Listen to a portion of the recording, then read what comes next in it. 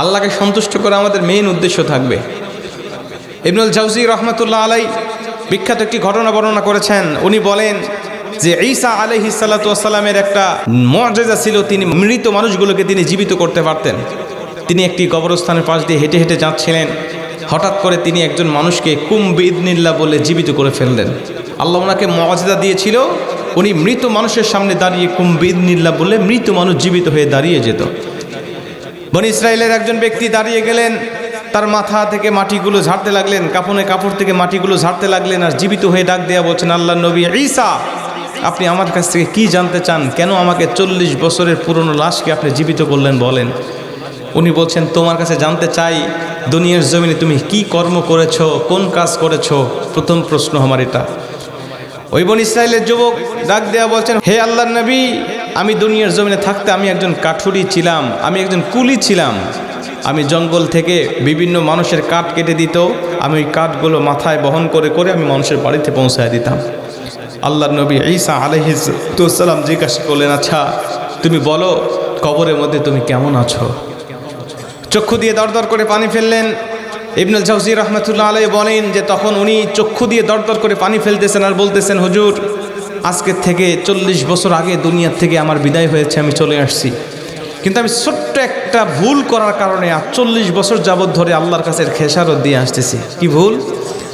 আমার একজন মালিক আমার মাথায় একটা কাঠের বোঝা দিলেন, ওই কাঠের বোঝাটা আমি মাথায় করে নিয়ে চলে আসতেছিলাম, হঠাৎ আমার দাঁতের মধ্যে কোন একটা কিছু ঢুকেছিল, আমি ওই বোঝার চলন্ত অবস্থায় ওখান থেকে একটু খড়কুটা ভেঙে নিয়ে আমার দাঁতের মধ্য থেকে সেই ময়লাটা বা সেই খড়কুটাটা আমি বের করতেছিলাম। আমি বের করে ওই খড়কুটাটা আমি ফেলে দিয়েছি, ওটা আমি আর বাড়িতে নিয়ে যাই নাই, তার মানে এটা তো অপ্রয়োজনীয় জিনিস আমি ফেলে দিয়েছি। কিন্তু আমি যে ওই কাঠের অংশ থেকে ছোট্ট একটি খিলাল ওইটুকু বের করে নিয়ে আসছিলাম আমার মালিকের অনুমতি ছাড়া, আমি এই অনুমতি ছাড়া বের করে নিয়ে আসার কারণে মরে যাওয়ার পরে আল্লাহ আমাকে জিজ্ঞাসা করেছে, আচ্ছা বান্দা, দুনিয়ার জমিনে তুমি যে খড়কুটাটা বান্দার কাছ থেকে নিয়েছিলে, এর বিনিময়ে কি তাকে তুমি কোনো মূল্য দিয়েছিলে, নাকি সে তোমাকে ওই পরিমাণ মূল্য মজুরি তোমাকে কম দিয়েছিল? বলো। তুমি তো তাকে বলো নাই, তুমি তার কাছ থেকে অনুমতি চাও নাই। এই সামান্য খড়কুটা কেন তুমি মালিকের হুকুম ছাড়া নিয়ে বান্দার হক নষ্ট করে দুনিয়া থেকে চলে এসেছো? এই হিসাবটা তুমি দিতে পারবে না যতক্ষণ আমি আল্লাহ তোমার কবরটাকে জান্নাতের পরিবেশ করব না ততক্ষণ। উনি বলছেন, ইয়া রাসূলুল্লাহ, হে আল্লাহ নবী ঈসা, আজকে 40 বছর হয়ে গেল, শুধু এইটুকু হিসাব দিতে দিতে আমার ঘাম ছুটে যাচ্ছে, আজও পর্যন্ত আল্লাহ পাক ওইটুকুর হিসাব আমি আল্লাহর কাছ থেকে দিয়ে শেষ করতে পারি নাই। আপনি একটু আল্লাহর কাছে দোয়া করুন, আল্লাহ পাক যেন এই বান্দার সামান্য হক নষ্ট করার কারণে আল্লাহ যে শাস্তিটা দিয়েছে, আল্লাহ যেন এই পর্যন্ত রেখে আল্লাহ পাক যেন আমাকে ক্ষমা করে দেয়। জোরে কোন আল্লাহু আকবার। প্রিয় ভাই, বান্দার হক বড় সেন্সিটিভ বিষয়, বান্দাকে কষ্ট দিবেন, আর বান্দা যদি আপনাকে ক্ষমা না করে, আল্লাহ পাক বলে আমার ক্ষমার ইখতিয়ার থাকে না, আমি আল্লাহ পাক তখন বান্দাকে ক্ষমা করি না। এই জন্য সবসময় খেয়াল রাখবেন, দুনিয়াতে চলতে ফিরতে মানুষ যেন আমার আচরণে, আমার কথায়, আমার কাজে কর্মে বা আমার কোনো কারণে যেন মানুষ কষ্ট না পায়, মানুষের হক যেন নষ্ট না হয়। তাহলে আল্লাহ পাকের শুকরগুজার বেশি হব, আর আল্লাহ পাকের বান্দাদের হক নষ্ট করা থেকে আমরা বিরত থাকবো। আল্লাহ পাক তৌফিক দান করুক, জোরে কোন আমিন। প্রিয় ভাই, ভূমিকা লম্বা করার কোনো সুযোগ নেই, আসেন আমরা সরাসরি আপনাদেরকে নিয়ে আলোচনা চলে যাই। আলোচনা শুরুতে 2 হাত উঁচু করে একটা আল্লাহর নামে তাকবীর দেবেন, ইনশাল্লাহ পারবেন তো? ইনশাল্লাহ তাকবীর দিলে সমস্যা হবে না তো? ইনশাল্লাহ তাকবীর দেন তো দেখি একটা, লিল্লাহে তাকবীর, লিল্লাহে তাকবীর, লিল্লাহে তাকবীর। সবাই দিচ্ছেন না, ঘটনা কি? তাকবীর দিলে অ্যালার্জি আছে আপনাদের? মুমিনের রাজনৈতিক দলের এক একজনের পরিচয় থাকতে পারে, কিন্তু আমাদের তো মেইন ফোকাস থাকবে নারায়ে তাকবীর আল্লাহু আকবারের দিকে, ঠিক কি না বলেন? কারণ আমরা মুসলমান না। আল্লাহ বলছেন, ইয়া আইয়ুহাল মুদ্দাসসির কুম ফাআনযির ওয়া রাব্বাকা ফাকাব্বির। নবীকে ডাক দিয়ে বলছেন, হে চাদরওয়ালা নবী, আপনি ওঠেন, দাঁড়ান, তাকবীর দেন আপনার রবের নামে। আর উম্মতকে শিখান, তাকবীর যদি দিতেই হয়, স্লোগান যদি দিতেই হয়, তাহলে সেই তাকবীরটা হবে একমাত্র তার রবের নামে। বলেন, আমাদের রবকে আল্লাহ নামের তাকবীর দিলে কোনো সমস্যা নাই তো? গত সপ্তাহে আপনারা দেখেছেন, জগন্নাথ বিশ্ববিদ্যালয়ের সামনে একজন ছাত্রী নারায়ে তাকবীর আল্লাহু আকবার স্লোগান দিতে গিয়ে বাধা খেয়েছিল। তাকে ভুয়া ভুয়া বলে স্লোগান দিয়েছিল আর বলেছিল নারায়ে তাকবীর আল্লাহু আকবার স্লোগান দিও না, দিলে আমাদের রাজনৈতিক দলের যে স্লোগানটা আছে এই স্লোগানটা দাও। গতকালকে দেখেছেন সেই জগন্নাথ বিশ্ববিদ্যালয়ের সেই ছাত্রী একেবারে ভূমিধস বিজয় করেছেন। একটা হলে, একটা কেন্দ্রেও তার কোনো ফেল নেই, সব কেন্দ্রেই তিনি অবিশ্বাস্য তিনি বিজয় অর্জন করেছেন। তার মানে এটাই প্রমাণ হয় যে বাংলাদেশের মানুষ রাজনৈতিক দল এক একজন এক একটা করতে পারে, কিন্তু নারে তাকবীর আল্লাহু আকবার স্লোগানের বিপক্ষে কোনো কথা আসলে, নারে তাকবীর আল্লাহু আকবার স্লোগানের বিপক্ষে কেউ কথা বললে তার দাঁত ভাঙ্গা জবাব এই দেশের মানুষেরা দিতে পারে। কথা বলেন ঠিক কি না? এটা অতীতেও ছিল বাধা, কিন্তু বাধা কেউ রুখে রাখতে পারে না। এই বাধাটাকে রুখে দিয়ে মুসলমানরা নারে তাকবীর আল্লাহু আকবার স্লোগান দিয়েছে। ওমর ফারুক রাদিয়াল্লাহু তাআলা আনহু যখন মুসলমান হবেন তার আগে খোলা তলোয়ার নিয়ে দৌড়াইছে, নবীজিকে হত্যা করবেন তিনি। নবীজিকে হত্যা করার জন্য যাচ্ছেন, প্রতিমধ্যে একজন সাহাবী দেখলেন যে ওমর যে হারে দৌড়াইছে, নিশ্চিত আমার নবীকে আজকে কোনো একটা ঘটনা ঘটা ফেলবে। সাহাবী চিন্তা করলেন, শক্তি দিয়ে ওমরের সাথে মোকাবেলা করার মতো শক্তি আমার নাই, কি করা যায়? কোনো একটি কথায়, কোনো একটা কায়দায় তাকে ঘায়েল করতে হবে। ডাক দিয়ে বলছেন, ওমর কই যাও? বলে মুহাম্মাদের কল্লা কাটতে যাই। কেন? মুহাম্মাদের কল্লা কাটতে আমাকে 200 লাল উট উপহার দেওয়া হবে, এই লোভে আমি যাচ্ছি মুহাম্মাদের কল্লা কাটতে। সাহাবী ডাক দিয়া বলেন, আরে ওমর, তুমি তো নিজের ঘর সামলাইতে পারো না, ভেবেছিলাম তুমি খুবই বুদ্ধিমান, তোমার নিজের ঘরের বোনই তো কালেমা পড়ে মুসলমান হয়েছে, আগে যাও না বোনকে সামলাও, তারপর নাই মুহাম্মাদেরকে শাসাও। উনি বলছেন আমার বোন মুসলমান হয়েছে, এটাও কি শুনতে হবে? উনি ব্যাক করে বোনের কাছে আসছে, বোনকে শাসাবে, বোনকে ধমক দিবে, ধর্ম ত্যাগ করাবে, কিন্তু এসে দেখে তার বোন ঘরের মধ্যে বসে বসে কুরআনুল কারীম থেকে সূরা তাহার গুনগুন গুনগুন করে তেলাওয়াত করতেছে। তেলাওয়াত শুনে মনটা পরিবর্তন হয়ে গেছে। ডাক দিয়ে বলছে, বোন তুমি কি তেলাওয়াত করতেছো বলো তো দেখি, একটু আমার হাতে দাও, আমি একটু পড়ি। বোন ডাক দেখো, ভাই তুমি তো মুশরিক, মুশরিকটা নাফাক হয়, আর এই কোরআন পবিত্র, এটা তুমি হাতে নিতে পারবে না, হাতে যদি নিতে চাও এই মুহূর্তে তুমি গোসল করে এসে হাতে নাও। উনি বলছেন আমি গোসল করে আসলাম, এসে পবিত্র কোরআনটা হাতে নিলাম, আমি কুরআনুল কারীম পড়ে দেখি এই কুরআনুল কারীমের মধ্যে যা বলা আছে একটাও মানব রচিত কোনো কথা নয়, এগুলো সব আল্লাহর পক্ষ থেকে, সৃষ্টিকর্তার পক্ষ থেকে পাঠানো কথা। উনি শিক্ষিত মানুষ ছিলেন, যা পড়েন তাই বোঝেন, চক্ষু দিয়ে দরদর করে পানি ফেলতেছিলেন। কুরআনুল পাণ্ডুলিপিটা বোনের হাতে দিয়ে বলছে, বোন তুমি একটু হাতে রাখো, আমি মুহাম্মদ সাল্লাল্লাহু আলাইহি ওয়াসাল্লামের দরবারে যাবো আর আসবো। পাণ্ডুলিপিটা হাতে দিয়ে তিনি দৌড়াইছেন মুহাম্মদ সাল্লাল্লাহু আলাইহি ওয়াসাল্লামের দিকে। সাহাবীরা ডাক দিয়ে বলছেন, ইয়া রাসূলুল্লাহ, ওই যে ওমরে ফারুক আসতেছে আপনাকে হত্যা করার জন্য, আপনি একটু বলেন, আমরা জীবন বাজি রেখে ওমরের মোকাবেলা করব। নবীজি ডাক দেয়া বলে, সাহাবীরা ওকে জায়গা করে দাও, বাধা দিও না। এই মুহূর্তে জিবরাইল এসে আমাকে বলে গেল ওমরে ফারুক আমার হাতে হাত রেখে কালেমা পড়ে মুসলমান হওয়ার জন্য আসতেছে। নবীজি তাকে জায়গা করে দিলেন। ওমরে ফারুক আসলেন, এসে বলছেন, ইয়া রাসূলুল্লাহ, তলোয়ারটা নিয়ে আসছিলাম আপনাকে হত্যা করার জন্য, এখন আপনার কদমে জমা দিয়ে যাচ্ছি। নবীজি আমি আপনাকে কথা দিচ্ছি আজকের থেকে যে আপনার বিপক্ষে কথা বলবে, আপনার ইসলামের বিপক্ষে কথা বলবে, আপনার কোরআনের বিপক্ষে কথা বলবে, আমি ওমরের এই তলোয়ার দিয়ে তার গর্দানটাই নামায় দিবে। নবীজি খুশি হয়ে গেলেন। ডাক দিয়ে বলেন, ওমর তুমি আমার কাছে কি চাও বলো।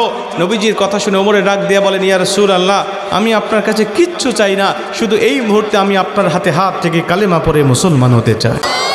নবীজি তাকে মুসলমান বানায় দিলেন। তিনি কালেমা পড়ে মুসলমান হওয়ার পরে নবীজিকে ছোট্ট 3টা প্রশ্ন করলেন। নবীজি প্রথম প্রশ্ন, আলাস না আলাল হক, আমি কি এখন সত্যের পথে নাই? নবীজি বলছেন, বালা তুমি সত্যের পথ। নবীজি দ্বিতীয় নম্বর প্রশ্ন, আমি যে কোরআনের কিতাবে তেলাওয়াত শুনে আসলাম, এই কিতাব কি আল্লাহর সত্য কিতাব নয়? নবীজি বলছেন, বালা এটা আল্লাহর সত্য কিতাব। নবীজি তৃতীয় নম্বর প্রশ্ন হলো, আপনি কি আল্লাহর সত্য নবী নন? নবীজি বলছেন, হ্যাঁ আমি আল্লাহর সত্য নবী। ওমরে ফারুক রাদিয়াল্লাহু তাআলা আনহুর কণ্ঠটা একটু উঁচা হয়ে গেল, নম্র সুরে ডাক দেয়া বলছেন, ইয়া রাসূলুল্লাহ, আপনি যদি সত্য নবী হন, কিতাব যদি সত্য কিতাব হয়, আমি যদি সত্য ধর্ম গ্রহণ করে থাকি, ফাফিমাল ইখতিফা, তাহলে আর লুকিয়ে লুকিয়ে কেন ইসলাম প্রচার করছেন? নবীজি এখন থেকে আর লুকিয়ে লুকিয়ে ইসলাম প্রচার নয়, এখন থেকে ইসলাম প্রচার হবে প্রকাশ্যে, কালেমার দাওয়াত হবে প্রকাশ্যে, আল্লাহর জমিনে আল্লাহর দ্বীন কায়েমের কথা বলা হবে প্রকাশ্যে। আর এই কাজগুলো করতে গিয়ে বাধা হবে যেখানে নবীজি আমি নিজের জীবন বাজি রেখে আমি সংগ্রাম করব, সেখানে জোরে কোন আল্লাহু আকবার। নবীজি কথাগুলো শুনে খুশি হয়ে গেলেন। ডাক দিয়ে বলছেন, ওমর একটু ধৈর্য ধারণ করো, আল্লাহর হুকুম এখনও আসে নাই, আল্লাহর হুকুম আসবে যখন আমি নবী তুমি ওমরকে নিয়ে ইসলামের প্রকাশ্যে দাওয়াত দেব তখন। ওমরে ফারুক রাদিয়াল্লাহু তাআলা আনহু ডাক দিয়ে বলছেন, ইয়া রাসূলুল্লাহ, তাহলে আমি আল্লাহর হুকুম আসা পর্যন্ত অপেক্ষা করলাম, ধৈর্য ধারণ করলাম, তবে একটু অনুমতি আপনার কাছে চাই। কি অনুমতি? আমার ভিতরে অনেক শিরিকি জমা ছিল, অনেক কুফরি জমা ছিল, এগুলো জার্ম হয়ে আমাকে কষ্ট দিচ্ছে। ইয়া রাসূলুল্লাহ, আমি একটু নারায়ে তাকবীর আল্লাহু আকবার স্লোগান দিয়ে আল্লাহর বরত্বটা প্রকাশ করতে চাই। আমার বিশ্বাস, আমি যদি নারায়ে তাকবীর আল্লাহু আকবার স্লোগান দিতে পারি, আমার ঈমানটা বৃদ্ধি হবে, আমার ভিতরে কষ্টগুলো দূর হবে, আমার জানগুলো দূর হবে। নবীজি, আমি এই দারুল আরকাম থেকে বাইতুল্লাহ পর্যন্ত এই ছোট্ট এরিয়াটুকু আমি একটু নারায়ে তাকবীর আল্লাহু আকবার স্লোগান দিতে দিতে একটা মিছিল নিয়ে যাব, এইটুকু অনুমতি আপনার কাছ থেকে আমি চাই। নবীজি ডাক দিয়ে বলেন, আমার প্রকাশ্যে ইসলামের দাওয়াতের, প্রকাশ্যে ইসলামের প্রচারের অনুমতি না থাকলেও আমি তোমাকে প্রকাশ্যে তাকবীরের অনুমতি দিলাম। কারণ তাকবীরের আওয়াজ এমন একটা আওয়াজ, এটা তুমি ওমরকে শুধু নয়, পৃথিবীর কোনো মুসলমানকে বাধা দিয়ে তার জবান থেকে এই নারায়ে তাকবীর আল্লাহু আকবার স্লোগান কেড়ে নেওয়া সম্ভব নয়। জোরে কান আল্লাহু আকবার। ওমরে ফারুক অনুমতি পাইলেন, 11 জন সাহাবীকে জড়ো করলেন, 11 জন সাহাবীকে 2 কাতারে বিভক্ত করলেন। প্রথম কাতারের সামনে নবীজি চাচা আমির হামজাকে দাঁড় করা দিলেন, দ্বিতীয় কাতারের সামনে তিনি নিজে দাঁড়িয়ে গেলেন আর মক্কাবাসীকে উদ্দেশ্য করে ছোট্ট একটা ভাষণ দিলেন। আরে মক্কাবাসী শোনো, আমি ওমরে ফারুক কালেমা পড়ে মুসলমান হয়েছি। যদি কেউ নিজের স্ত্রীকে বিধবা করতে চায়, যদি কেউ নিজের সন্তানকে এতিম করতে চায়, যদি কেউ নিজের মা বাবার বুকটাকে খালি করতে চায়, আমি ওমরে ফারুকের সামনে এসে সে জানো নারায়ে তাকবীর আল্লাহু আকবার স্লোগানের বাধা দেয়। এই বলে তিনি নারায়ে তাকবীর আল্লাহু আকবার বলতে বলতে 11 জন সাহাবীকে নিয়ে বাইতুল্লাহর দিকে রওনা হয়ে গেলেন। তার তাকবীরের আওয়াজ শুনে আবু জেহেল, আবু লাহাব, উতবা, শাইবা, ওলীদ ইবনে মুগীরা ঘর থেকে বের হয়ে আসলেন। কি ব্যাপার? কোন মুসলমানের স্পর্ধা? নারায়ে তাকবীর আল্লাহু আকবার স্লোগান দিয়ে মক্কার আকাশ বাতাস মুখরিত করে দেয়। এসে তাকিয়ে দেখে লাইনের সামনে ওমরে ফারুক দাঁড়িয়ে আছে। মক্কার কোনো কাফেরের বাবারও ক্ষমতা ছিল না তখন ওমরে ফারুকের সামনে এককভাবে গিয়ে তার বিরুদ্ধে কোনো কথা বলে। লেজ গুটিয়ে সবাই ঘরের পালিয়ে গেল। তাকবীরের আওয়াজের বাধা দেওয়ার ক্ষমতা তাদের হয় নাই। তখনও তাকবীরের আওয়াজের বাধা ছিল, তাকবীরের আওয়াজও ছিল, এখনও তাকবীর আছে, তাকবীরের আওয়াজও আছে, ভবিষ্যতেও তাকবীরের আওয়াজের বাধা থাকবে। এই তাকবীর আওয়াজের বাধাটাকে উপেক্ষা করেই মুসলমানরা নারায়ে তাকবীর আল্লাহু আকবার স্লোগান দিয়ে যাবে। কথা বলেন ঠিক কিনা? দেন তো একটা তাকবীর দেখি। লিল্লাহি তাকবীর, নারায়ে তাকবীর। আল কোরআনের আলো, আল হাদিসের আলো, দুনিয়ার মুসলিম লিল্লাহি তাকবীর। মুসলমান ভাইরানে আমার, খুব মনোযোগ দিয়ে কথাগুলো শুনে নিবেন। রে টাঙ্গাইল জেলার মুসলমান, আমার আল্লাহ রাব্বুল আলামিন চমৎকার ভাবে ডাক দিয়া বলেন সূরা জুমার 39 নম্বর সূরা 24 নম্বর পারা 2 নম্বর পৃষ্ঠার 1 নম্বর লাইন, আয়াত নম্বরটা হলো 41। 41 নম্বর আয়াতের মধ্যে আল্লাহ চমৎকার ভাবে বলেন, ইন্না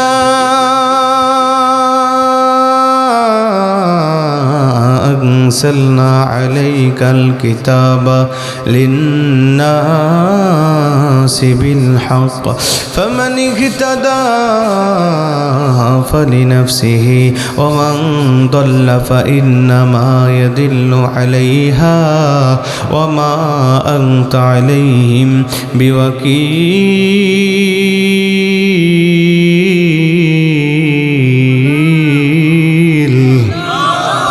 আরো জোরে কোন আল্লাহু আকবার। প্রত্যেকটি কোরআনুল কারীমের আয়াত তেলাওয়াত শেষ হবে যখন আমি আমার শাহাদাত আঙ্গুলি দিয়ে আপনাদেরকে ইশারা দিব, তখন আমার শাহাদাত আঙ্গুলির ইশারা পাবেন যখন 2 হাত উঁচু করে আল্লাহু আকবারের আওয়াজটা দিবেন, তখন এই কর্মসূচি চলতেই থাকবে ততক্ষণ, আখিরি মোনাজাত হবে না যতক্ষণ। রাজি আছেন যারা যারা 2 হাত উঁচু করে আমার আল্লাহকে আবারও দেখা দেন তারা তারা আল্লাহু আকবার। মুসলমান ভাইরানে আমার, খুব মনোযোগ দিয়ে কথা গুলো শুনে নিবেন। আল্লাহ রাব্বুল আলামিন বললেন, দুনিয়ার মুসলমান, আমি আল্লাহ তাআলা তোমাদের জানিয়ে দিলাম, এই দুনিয়ার জমিনে তোমাদের উপরে নাজিল করে দিয়েছি 30 পারা আল কোরআন। আমি মালিক বলে দিলাম, এই কোরআন দিয়ে যদি তোমাদের ব্যক্তিগত জীবন, পারিবারিক জীবন, সামাজিক জীবন, রাষ্ট্রীয় জীবন চালাইতে পারো, এই কোরআন যেটাকে হালাল করে সেটাতে গ্রহণ করে নিতে পারো, এই কোরআন যেটাকে হারাম করে সেটাতে বর্জন করতে পারো, আমি মালিক বলে দিলাম, তোমাদেরকে আমি আল্লাহ পাক হেদায়েতের পথ সহজ করে দিব, হেদায়েতের পথেই তোমাদের কবুল করে নেব। নবীজি বলেন আল্লাহ পাক যখন কোনো ব্যক্তিকে হেদায়েতের পথেই কবুল করে নেয়, কোনো ব্যক্তি যখন হেদায়েতের পথেই কবুল হয়ে যায়, আল্লাহ পাক তখন ওই ব্যক্তিকে দুনিয়ার জমিনে সুখময় শান্তিময় জীবনের ব্যবস্থা করে দেয়। আল্লাহ পাক তখন তার উপরে সন্তুষ্ট হয়ে যায়। আর আল্লাহ পাক যখন কোনো ব্যক্তির উপরে সন্তুষ্ট হয়ে যায়, আল্লাহ পাক তার জন্য দুনিয়া এবং আখিরাতের কল্যাণগুলো দান করে দেয়। জোরে কোন সুবহানাল্লাহ। মুসলমান বন্ধু আমার, খুব মনোযোগ দিয়ে কথাগুলো শুনে নেন। আল্লাহ পাক বলছেন যখন কোনো ব্যক্তির উপরে আমি আল্লাহ পাক খুশি হয়ে যাই, রাজি হয়ে যাই, আমি আল্লাহ পাক তখন তার জীবনের গুনাহগুলো ক্ষমা করে দিই। আমি আল্লাহ পাক তখন নিজে তাদেরকে ভালোবাসি। নবীজি বলেন আমার আল্লাহ পাক আমাকে স্পেশালভাবে জানিয়ে দিয়েছেন, নবীজি আপনি আপনার উম্মতগুলোকে জানিয়ে দেন, কুল ইন কুনতুম তুহিব্বুনাল্লাহ ফাত্তাবিউনি ইউহিব্বুকুমুল্লাহ ওয়া ইয়াগফির লাকুম যুনুবাকুম আল্লাহু গফুরুর রহিম। আপনার উম্মতেরা যদি শুধুমাত্র একটা কাজ করতে পারে, সেটা হলো আপনি নবীকে যদি ইত্তেবা অনুসরণ আর অনুকরণ করতে পারে, আমি আল্লাহ পাক বলে দিলাম আপনার উম্মতকে নগদে 2টা পুরস্কার দান করে দেব। 1 নম্বরে আমি আল্লাহ পাক নিজেই আপনার উম্মতগুলোকে ভালোবাসা শুরু করব, ইউহিব্বুকুমুল্লাহ। 2 নম্বরে ওয়া ইয়াগফির লাকুম যুনুবাকুম, আমি আল্লাহ নিজে আপনার উম্মতগুলোকে জীবনের সব গুনাহগুলো মাফ করে দিব। জোরে কোন সুবহানাল্লাহ। কাজ হবে একটা, আল্লাহ পাক বেনিফিট দিবে 2টা। আপনি কাজ করবেন একটা কাজ কি, আল্লাহ পাকের হাবিবকে, আল্লাহ পাকের নবীকে আপনি অনুসরণ আর অনুকরণ করতে থাকবেন, আল্লাহ পাক আপনাকে 2টা বেনিফিট দান করে দিবে। 1 নম্বরে আল্লাহ নিজে ভালোবাসবে, 2 নম্বরে আল্লাহ আপনার জীবনের গুনাহগুলো ক্ষমা করে দিবে। এই 2টা জিনিস যদি কোনো ব্যক্তি পেয়ে যায়, দুনিয়ার কল্যাণ পাবে, আখিরাতের কল্যাণ পাবে। কারণ হলো তার জীবনে কোনো গুনাহ নাই, আর 2 নম্বরে আল্লাহ নিজে তার উপরে সন্তুষ্ট আছে। কিয়ামতের ময়দানে আল্লাহ পাকের কমপক্ষে 10টা পৃথিবীর সমান একটি করে জান্নাত বান্দা হাসতে হাসতে সেই জান্নাতের মধ্যে প্রবেশ করবে।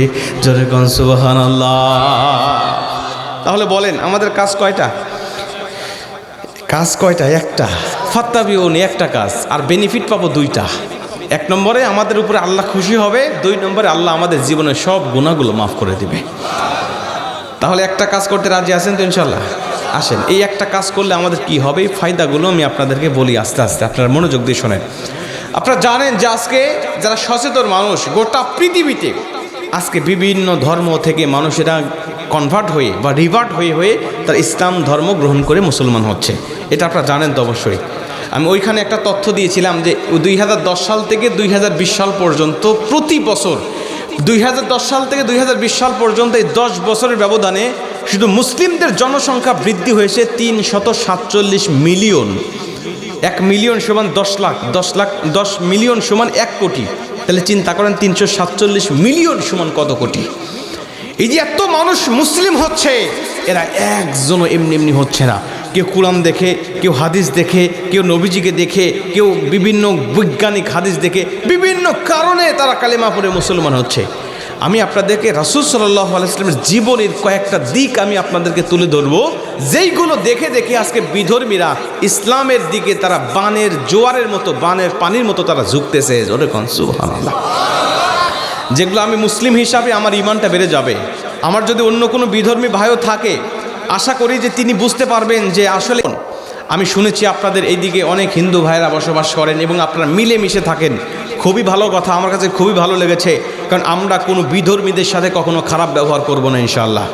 আমি আপনাদেরকে নসিহত করে যাচ্ছি, আপনারা কখনো যদি একজন মুসলমানের সাথে কথাবার্তা ইয়ারকি ফাজলামও করেন, আপনারা মুসলমানের সাথে আপনারা করেন এককভাবে, কিন্তু কোনো বিধর্মীর সাথে কখনো ভুল করে ইয়ারকি ফাজলামো করেও যেন তাকে কোনো কষ্ট আপনারা না দেন।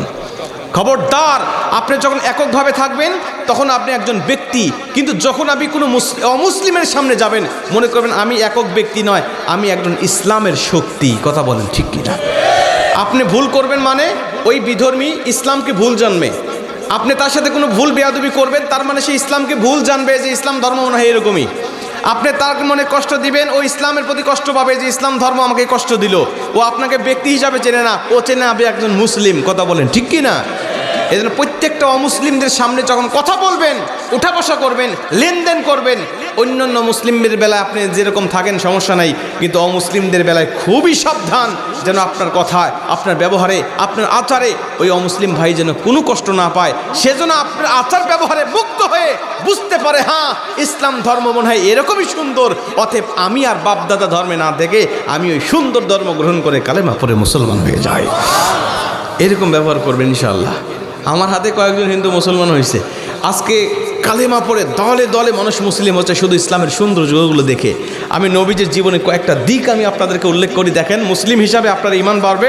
আর অমুসলিম কোনো ভাই থাকলে আমি আহ্বান করছি আসেন বসেন একটুখানি শোনেন, তাহলে আমি বিশ্বাস করছি যে আপনি আজকে ইসলাম ধর্মের সৌন্দর্যটা আপনি বুঝতে পারবেন ইনশাআল্লাহ। নবীজি সাল্লাল্লাহু আলাইহি ওয়াসাল্লামের কয়েকটা দিক আমি আজকে বলবো, দেখি চেষ্টা করবো 8টা বিষয় বলার জন্য। নবীজির 8টা গুণ বা 8টা দিক বিভাগ নিয়ে আমি আজকে আলোচনা করার চেষ্টা করব, যেগুলো গবেষণা করে তারা আজকে মানুষেরা ইসলাম ধর্মের দিকে ঝুঁকতেছে। 1 নম্বর হলো রাসূল সাল্লাল্লাহু আলাইহি ওয়াসাল্লামের সিরাত। রাসূল সাল্লাল্লাহু আলাইহি ওয়াসাল্লামের সিরাত যারা পড়েছেন তারা তো জানেন রাসূল সাল্লাল্লাহু আলাইহি ওয়াসাল্লামের সিরাত কেমন। গত রমজানে আপনার মার্কিন একজন প্রযোজক কালেমা পড়ে মুসলিম হলেন, ওনার নাম হলো রেফার লিল জন। উনি একজন প্রযোজক, একজন প্রডিউসার, উনি নিজে একজন গায়ক। উনি মুসলিম হওয়ার পরে এলাকায় তো সারা শব্দ পড়ে গেল, হারে রেফার লিল জন এত বড় নাম যশ খ্যাতিওয়ালা ব্যক্তি কেন কালেমা পড়ে মুসলমান হয়ে আমাদের বাপ দাদা ধর্মে চুনকালি দিল।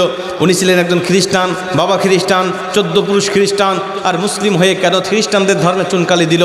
উনি বলছেন, তাকে বলতে লাগলেন যে তুমি তো জঙ্গিদের ধর্ম গ্রহণ করেছো, সন্ত্রাসীদের ধর্ম গ্রহণ করেছো। আপনারা জানেন পশ্চিমা মিডিয়াগুলো এখনও ইসলামকে জঙ্গি বলে গালি দেয়, কিন্তু আজব বিষয় হলো যেই মিডিয়াগুলো ইসলামকে জঙ্গি বলে গালি দিত, ওই মিডিয়াগুলো এখন ইসলামের সৌন্দর্যগুলো দেখে তাদের বক্তব্যগুলো পরিবর্তন করে ফেলতেছে। যেরকম সুবহানাল্লাহ। গত 7 ডিসেম্বর আপনার অস্ট্রেলিয়ার বিশ্ববিখ্যাত একজন সাংবাদিক ছিলেন রবার্ট মার্টিন। উনি ফিলিস্তিনে গিয়েছিলেন শুধু সংবাদ প্রচার করার জন্য, ফিলিস্তিনদের বিপক্ষে, মুসলমানদের বিপক্ষে আর অন্যদের পক্ষে। তো রবার্ট মার্টিন গত 7 ডিসেম্বর উনি বলছেন, আমি ফিলিস্তিনে গিয়েছিলাম মুসলমানদের ভুল ধরার জন্য, আর মুসলমানদের আচার ব্যবহারে আমার নিজের ভুলগুলো আমি ধরতে পেরেছি। আমি 7 ডিসেম্বর ঘোষণা দিয়ে কালেমা পড়ে মুসলমান হয়ে গিয়েছি। তার মানে রেফার লিল জনকে বলা হলো তুমি তো ইসলাম ধর্ম গ্রহণ করছো, জঙ্গিদের ধর্ম, ওরা তো বিভিন্নভাবে সন্ত্রাসী কার্যকর্মগুলো চালায়। উনি বলছে দেখো এটা তো শুধু মিডিয়া প্রচার করে, কিন্তু যে মিডিয়াগুলো এগুলো প্রচার করে সেই মিডিয়াগুলো এখন ভুল স্বীকার করতেছে, বলতেছে না এগুলো আমাদের উপরের চাপের কারণে এগুলো আমরা বলেছি, কিন্তু আসলে ইসলাম ধর্ম কোনো মিডিয়া, কোনো জঙ্গি নয়, কোনো সন্ত্রাসী নয়, বরং ইসলাম ধর্মের একটা ফরজ ইবাদত আছে জিহাদ, আর ওই জিহাদই করে তারা জঙ্গিবাদ আর সন্ত্রাসীদের বিরুদ্ধে। কথা বলে ঠিক কি না? তো উনি বলছেন আমি কেন মুসলিম হয়েছি শোনো, আমি তোমাদের চ্যালেঞ্জ দিচ্ছি, যদি তোমরা আমার চ্যালেঞ্জের মোকাবেলা করতে পারো তাহলে আমি আমার মুসলমান ধর্ম ছেড়ে দেবো।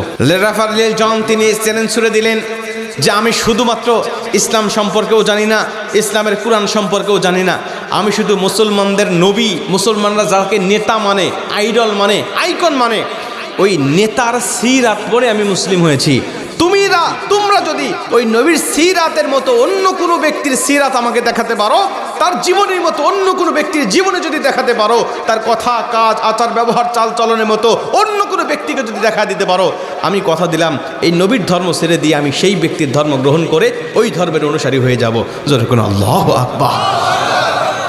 মুসলমান ভাইরা আমার, রেফার লিল জন যখন চ্যালেঞ্জ করলেন, বিভিন্ন মানুষেরা তার চ্যালেঞ্জার গ্রহণ করার জন্য প্রস্তুতি নিচ্ছিলেন, কিন্তু যখন লেখালেখি আর গবেষণা বিভিন্ন রিসার্চ শুরু করে দিয়েছেন, তারা দেখতে লাগলেন না ইসলাম ধর্মের নবীর মতো উত্তম চরিত্রের অধিকারী কোনো মানুষ পৃথিবীর জমিনে খুঁজে পাওয়া যায় না।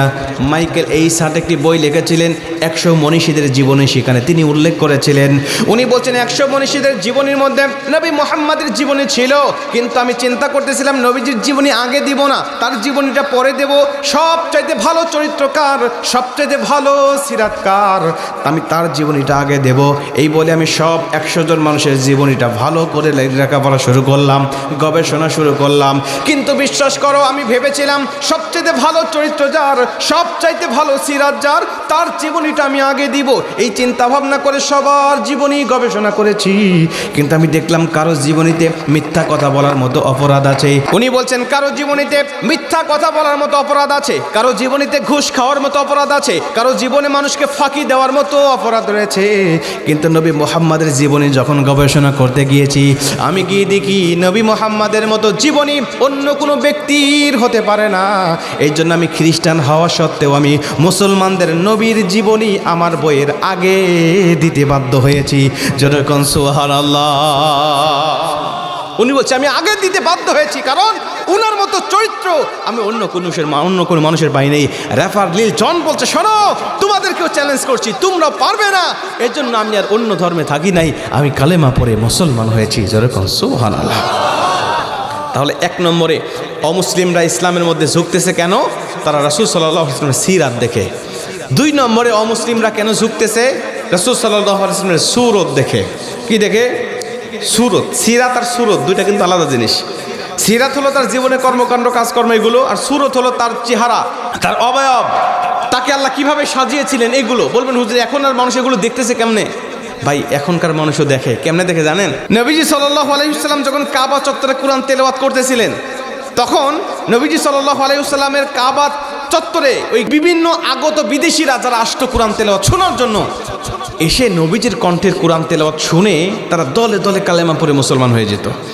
তো তখন আবু জেহেল, আবু লাহাব, উতবা, সাইবা, ওলীদ ইবনে মুগীরা এরা চিন্তা করলেন ঘটনা কি? এভাবে যদি চলতে থাকে, বিধর্মীরা কালেমা পড়ে যদি মুসলমান হয়ে থাকে, তাহলে তো আমাদের আমও যাবে, সালাও যাবে, কানতে কানতে চোখও যাবে, আমাদের ধর্মের লোক আর খুঁজে পাওয়া যাবে না। তো কি করা যায়? নবী মুহাম্মদকে তো এখান থেকে উঠানো যাচ্ছে না, সরানো যাচ্ছে না, মাথার উপরে উঠে নারী বুড়ি দিয়েও সরানো যায় না। তো কী কাজ করা যায়? আগত বিদেশি যারা আসতেছে ওদেরকে একটু নিষেধ করি, যেন পাগলকে আখ্যা দেই, ওকে নবী মুহাম্মদকে পাগল আখ্যা দিয়ে ওর কাছে যেতে আমরা নিষেধ করি। মক্কার বড় বড় লিডাররা মক্কার মেইন ফটকে, মেইন গেটে গিয়ে তাদেরকে অনুরোধ করতে লাগলেন, ভাই তোমরা কাবা জিয়ারত করতে আসছো, বিদেশ থেকে কাবা জিয়ারত করো, কোনো সমস্যা নেই, জমজমের পানি খাও, তাও বাধা নাই, তোমরা মেহেরবানি করে খেজুর লাগে খেজুর খাও, সাফা মারো, সাই করো, যা করো সব করো, কিন্তু তোমাদের অনুরোধ লাগে একটা, কাবা চত্বরে একজন পাগল বসে বসে কি যেন মন্ত্র পাঠ করতেছে, তোমরা ওই পাগলের কাছে যাও না। বিভিন্ন আগত বিদেশিরা দেখতো, আচ্ছা মক্কার বড় বড় লিডাররা যেই মানুষকে অ্যাডভাইস করছে, যেই পাগলকে অ্যাডভাইস করছে, এ ব্যক্তি যদি পাগলও হয়, এ তো নর্মাল কোনো পাগল হবে না, এ তো বড় ব্যবধানের কোনো পাগল হবে। নিশ্চিত কাবা জিয়ারত করে আর কিছু না করি আর করি, অন্তত পাগলকে না দেখলে আমার মনে শান্তি আসবে না। এজন্য মক্কার লিডাররা নিষেধ করা সত্ত্বেও ওই বিদেশিরা তারা আগে আগে যেতে লাগলেন। মানে পাগলকে যদি বলেন তুই নৌকা নাড়াস না, পাগল বলবে নৌকা যে নাড়াতে হয় এটা তো আমার মনেই ছিল না। তো ওদেরকে নিষেধ করার পরে ওরা আর আগ্রহ করে যাওয়া শুরু করলো। গিয়ে নবীজিকে যখন ফার্স্ট দেখতো, প্রথম লুক যখন পড়তো, নবীজিকে দেখার সঙ্গে সঙ্গে অন্তরে একটা শক খাইতো, আর বলতো আচ্ছা এত সুন্দর চেহারার মানুষ কি কখনো পাগল হতে পারে? এত সুন্দর পোশাক পরিচ্ছদওয়ালা ব্যক্তি কি কখনো পাগল হতে পারে? এত সুন্দর কণ্ঠওয়ালা ব্যক্তি কি কখনো পাগল হতে পারে? এত সুন্দর তেলাওয়াতওয়ালা ব্যক্তি কি কখনো পাগল হতে পারে? নিশ্চিত উনি পাগল নয়, মানে ওনার বিপক্ষে যারা পাগল বলে সাফাই গাচ্ছে ওরাই পৃথিবীর বড় পাগল। অতএব উনি সুন্দর, ওনার ধর্ম সুন্দর। ওই সত্য ধর্ম গ্রহণ করে মানুষেরা আগত বিদেশিগুলো কালেমা পড়ে দলে দলে মুসলমান হয়ে যেতে লাগলেন। নবীজি সাল্লাল্লাহু আলাইহি ওয়াসাল্লামের সূরত কেমন ছিল শোনেন, আমি আপনাদেরকে 1 মিনিট বলি, আপনারা একটু মনোযোগ দিয়ে শোনেন। সময় পড়লে নবীজির সূরত সম্পর্কে আপনি জানতে পারবেন। নবীজি ছিলেন মধ্যম আকৃতির সুঠাম দেহের অধিকারী একজন মানুষ। গায়ের রং ছিল দুধে আলতা মিশানো পূর্ণিমার চাঁদের মতো। মাথা ছিল অপেক্ষাকৃত বড়, চুলগুলো ছিল হালকা হালকা কোঁকড়ানো, কখনো বা কানের লতি পর্যন্ত, কখনো বা কাঁধ পর্যন্ত প্রলম্বিত। তার কপালটা ছিল চওড়া, তার ভুরুগুলো ছিল জোড়া, ধনুকের মতো বাঁকা। তার চোখের পাপড়িগুলো ছিল ফুটন্ত গোলাপের এক একটা পাপড়ির মতো। ওই চোখের পাপড়ি যখন পলক পড়তো, সাহাবীরা বলতো কোনো চোখের পলক পড়তেছে না, মনে হতো মৃদুবন্ধ বাতাসে ফুলের পাপড়িগুলো যেন দোল খাচ্ছে। তার চোখের কালো অংশ ছিল কৃষ্ণ কালো, সাদা অংশ ছিল শুভ্র সাদা। তার চোখে সবসময় সুরমা লাগানো থাকতো। তার নাক ছিল চিকন সরু খাড়া, নাকের নিচেই ছিল চিকন সরু গোফ, আর ওই গোফের নিচেই ছিল পাগল করা মায়াবী গোলাপি রঙের 2টা ঠোঁট। সাহাবীরা বলে ওই ঠোঁট দিয়ে যখন তিনি মুস্কি হাসতো, মনে হতো মানুষ হাসতেছে না, আসমান থেকে বিজলি চমকাচ্ছে। আল্লাহু আকবার। নবীজির দাঁতগুলো ছিল শুভ্র সাদা, মণি মুক্তার মতো চমকাতো। তার দাড়িগুলো ছিল কালো ঘন, বক্ষ পর্যন্ত প্রসারিত। বক্ষ ছিল বীর বাহাদুরের প্রতিষ্ঠিত। তার দুই কাঁধের মাঝখানে ছিল ছোট্ট একটা মাংসখণ্ড, যেখানে পরিষ্কারভাবে লেখা ছিল লা ইলাহা ইল্লাল্লাহ মুহাম্মাদুর রাসূলুল্লাহ, যেটাকে মাহরে নবুয়ত বলা হতো। নবীজি যখন হাঁটতেন তখন ঘেমে যাইতেন। নবীজির ঘামগুলোকে সংরক্ষণ করার জন্য উম্মাহাতুল মুমিনিনেরা, আমাদের আম্মা জানেরা কাছের শিশি নিয়ে নিয়ে দৌড়াইতো আর ওই ঘামগুলোকে সংরক্ষণ করে রাখতো, জড়ো করে রাখতো। কখনো বা বিয়ের দিনে, কখনো বা ঈদের দিনে ওই আতর হিসাবে ওই ঘামগুলোকে পারফিউম হিসাবে ব্যবহার করতো। জোরে করেন সুবহানাল্লাহ। নবীজির সুরত তখনকার কাফের মুশরিকরা দেখে মুসলিম হয়েছে, আর এখন শামাইলে তিরমিজির হাদিস সহ বিভিন্ন হাদিস আকারে এগুলো বর্ণনা হচ্ছে। আর বিভিন্ন মানুষেরা যখন ওই হাদিসগুলো দেখতেছে নবীজির সুরতের প্রেমে পড়ে তারা বাপ দাদার ধর্ম ছেড়ে দিয়ে কালেমা পড়ে মুসলমান হয়ে যাচ্ছে। আর একটু জোরে কোন আল্লাহু আকবার। তাহলে প্রথম নম্বর হলো সিরাত, দ্বিতীয় নম্বরে সুরত। আমি কিন্তু জিজ্ঞেস করো ভাই, এই 8টাই আপনাদের মনে রাখতে হবে ইনশাআল্লাহ। প্রথম নম্বরে কি? সিরাত। দ্বিতীয় নম্বরে সুরত। 3 নম্বরে হলো তার উত্তম চরিত্র, উত্তম অসাধারণ চরিত্র, যেই চরিত্র পৃথিবীর অন্য কোনো মানুষের ছিল না, কোনো নবীরও ছিল না। আল্লাহ শুধু ভালোবেসে দয়া করে আমার নবীকে দিয়েছিলেন। কেন? দলিল কোথায় দেখেন, আল্লাহ পাক বলছেন ওয়া ইন্নাকা লাআলা খুলুকিন আযীম। আমি আল্লাহ আমার নবীর চরিত্র সম্পর্কে বর্ণনা করতে গিয়ে নিজের সিফতি নাম ব্যবহার করেছি, নিজের সিফতি নাম। অন্য কোনো নবীর শানে আল্লাহ পাক নিজের সিফতি নাম ব্যবহার করেন নাই। আল্লাহ পাক শুধুমাত্র তার হাবিবের শানে তার সিফতি নাম ব্যবহার করেছেন। জোরে কোন সুবহানাল্লাহ। আল্লাহ তো শুধু আল্লাহ নয়, আল্লাহ কি শুধু আল্লাহ?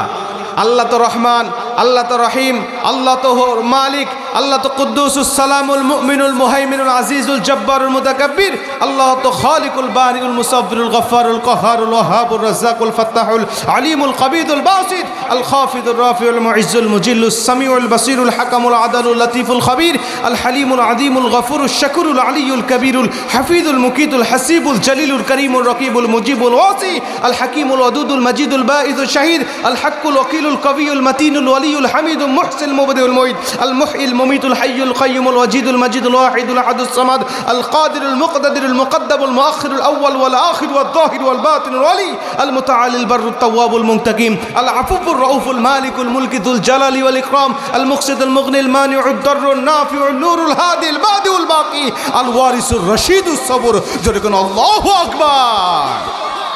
মুসলমান ভাইরা আমার, আল্লাহ পাকের এই 99 হাদিসের মধ্যে বর্ণনা হয়েছে, নবীজি ডাক দিয়া বলে দিয়েছেন, শোনো, আল্লাহ পাক শুধুমাত্র আল্লাহ নয়, আল্লাহ পাক হলো এতগুলো নামের অধিকারী। আল্লাহ পাকের এতগুলো সিফতি নাম রয়েছে। আল্লাহ পাক এই সিফতি নামগুলো কোনো ব্যক্তির শানে ব্যবহার করেন নাই। শুধুমাত্র আমার চরিত্র যখন আল্লাহ পাক বোঝানোর জন্য চেষ্টা করেছেন, তখন আল্লাহ পাক নিজের সিফতি নাম সিরাত, আল্লাহ পাক নিজের সিফতি নাম খুলুকিন আযীম শব্দটা শুধুমাত্র আমার শানে আমার আল্লাহ ব্যবহার করেছেন।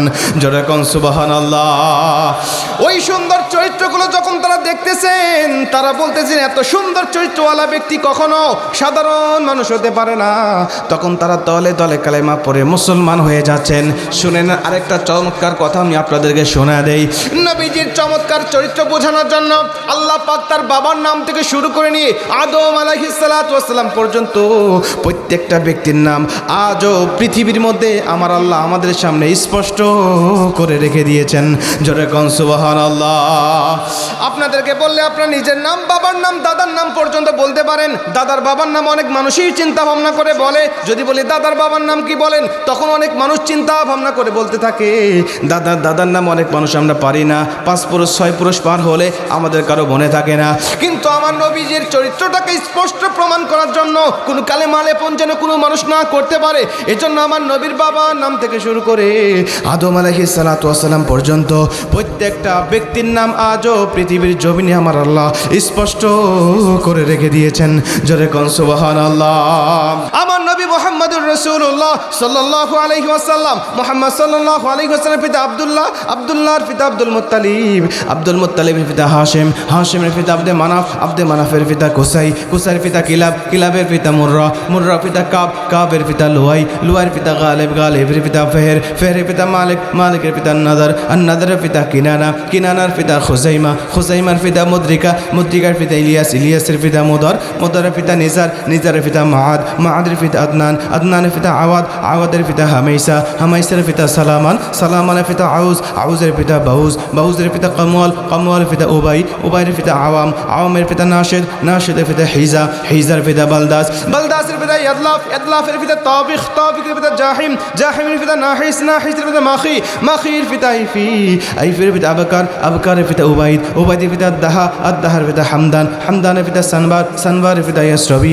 ইয়াসরবির পিতা ইয়াহজিন, ইয়াহজিনের পিতা ইলহান, ইলহানের পিতা ইয়ারাউহা, ইয়ারাউহার পিতা আইজি, আইজির পিতা জিশান, জিশানের পিতা আইসার, আইসারের পিতা আফনাদ, আফনাদের পিতা আইহাম, আইহামের পিতা মুকাসির, মুকাসিরের পিতা নাহিস, নাহিসের পিতা জারি, জারির পিতা সামি, সামির পিতা মাজি, মাজির পিতা ইওয়াদ, ইওয়াদের পিতা ইরাম, ইরামের পিতা হেইদার, হেইদারের পিতা হযরত ইসমাঈল আলাইহিস সালাতু ওয়াস সালাম, ইসমাঈল আলাইহিস সালাতু ওয়াস সালামের পিতা হযরত ইব্রাহিম আলাইহিস সালাতু ওয়াস সালাম। জোরে কোন আল্লাহু আকবার।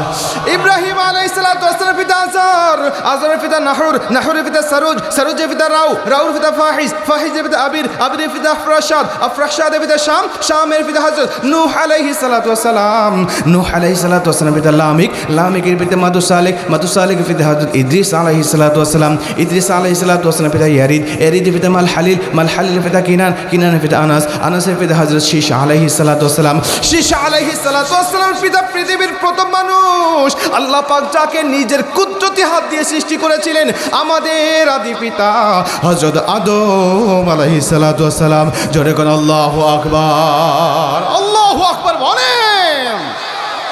আমার নবীর ক্রিস্টাল চরিত্রটাকে বোঝানোর জন্য আমার আল্লাহ রব্বুল আলামিন আজ গোটা পৃথিবীর জমিনে আজ মানুষের মাঝে সিরাতুল খাতামুল আম্বিয়ার মধ্যে নামগুলোকে লিপিবদ্ধ করে রেখে দিয়েছেন, আর গোটা পৃথিবীর মানুষের মাঝে চ্যালেঞ্জ করে দিলেন, শোনো মানুষেরা, আইডল হিসাবে যদি কাউকে মানতে হয়, অনুসরণীয় আর অনুকরণীয় ব্যক্তি হিসাবে যদি কাউকে মানতে হয়, আমি আল্লাহ পাক বলে দিলাম আমার নবী থেকে উত্তম চরিত্রের কোনো ব্যক্তি তুমি দুনিয়ার জমিনে খুঁজে পাবে না।